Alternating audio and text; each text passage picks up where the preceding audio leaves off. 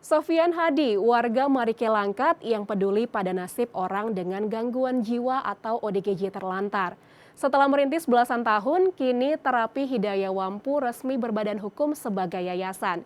Karena ketulusannya, kini banyak relawan yang bersimpati dan turut membantu operasional yayasan ini.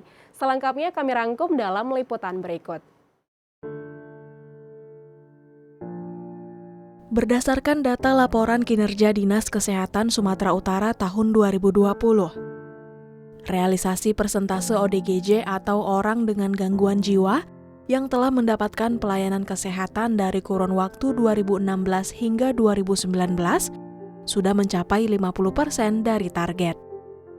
Kesehatan jiwa belum menjadi agenda prioritas. Layanan kesehatan jiwa pun belum merata terintegrasi, sehingga banyak ODGJ berat terlantar dan jadi gelandangan. Prihatin akan kondisi ODGJ terlantar, Sofian Hadi atau yang akrab disapa Ucok ini menampung puluhan ODGJ yang ia temukan di jalan.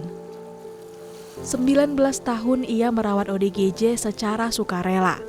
Meski menderita stroke yang membuat ia tidak bisa berbicara dengan baik, Ucok tetap merawat ODGJ dibantu dengan pasiennya yang sudah sembuh. Banyak di antara ODGJ yang dirawat Ucok sembuh dan kembali pulang ke keluarga mereka. Ada juga yang memilih tinggal dan menjadi relawan di tempat ini.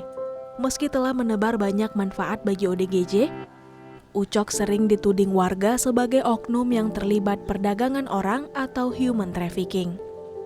Impiannya hanya satu, yakni melegalisasi tempat rehabilitasi yang ia dirikan menjadi yayasan berbadan hukum.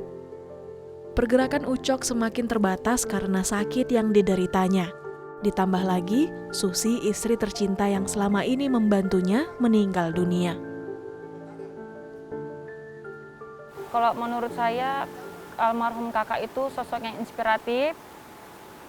Jarang saya temuin orang yang seperti beliau. Dia mengelola yayasan ini bersama suaminya berdua. Dan dia punya jiwa sosial yang tinggi. Setiap dia nampak orang gila yang ODGJ yang di jalan gitu, kalau bisa, kata dia, selalu cerita sama kami, pengen dibawa dia semua kemari ke yayasan. Tapi apalah daya, memang belum mampu dia untuk menampung semua yang ada di jalanan. Setelah 15 tahun lebih berdiri, kini Lembaga Hidayah Wampu resmi menjadi yayasan yang disahkan oleh Kementerian Hukum dan HAM Republik Indonesia. Kehidupan terus berjalan. Meski Ucok tidak lagi mampu merawat ODGJ, pendekatan agama yang menjadi metode utama dalam menyembuhkan jiwa terus diterapkan pada pasien. Kami dapatkan SK Dinas Sosial Kabupaten Langkat Stabat serta AMDAL Provinsi dan izin operasi serta surat dari Menteri Hukum dan Asasi Manusia dari Jakarta. Persisnya 11 Januari 2021. 3 bulan lamanya kurang lebih kami mengurusi surat dari kabupaten sampai ke ibu kota. Syukur alhamdulillah tercapai semua. Pasien juga dilatih untuk berwirausaha dengan menjual sapu lidi sawit dan juga berkebun di sekitar tempat tinggal mereka yang terletak tepat di pinggiran Sungai Wampu.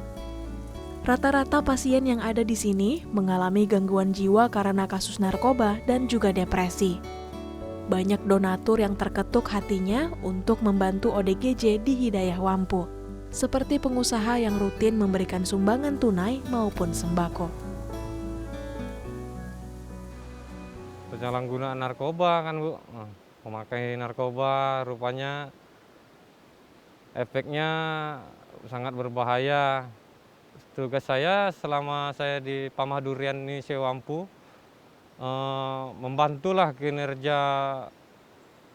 yayasan di sini untuk membantu pasien-pasien, mendisiplinkan, memandikan pasien, mengarahkan aktivitas sehari-hari, mana bagiannya yang belara, mana yang menyapu halaman, mana yang mengangkat air, dan mengasih makannya.